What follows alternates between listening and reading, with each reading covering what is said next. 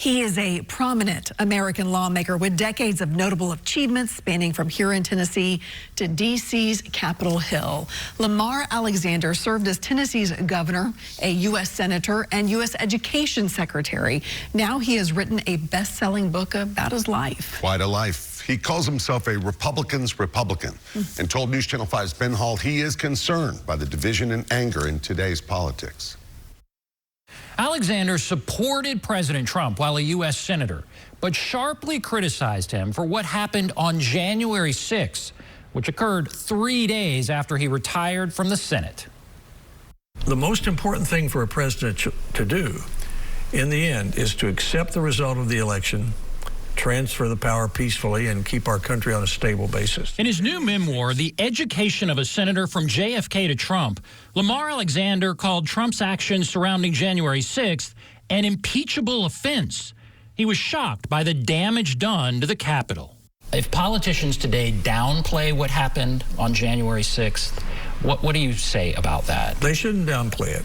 Alexander did not support impeaching President Trump in his first impeachment trial, saying it was an overreach, but argued there is no basis for President Trump to keep saying Joe Biden's election in 2020 was rigged. There have been 60 court cases, none of them successful, alleging that the election was wrong. Alexander was first elected governor after putting on a plaid shirt and walking across the state in 1979.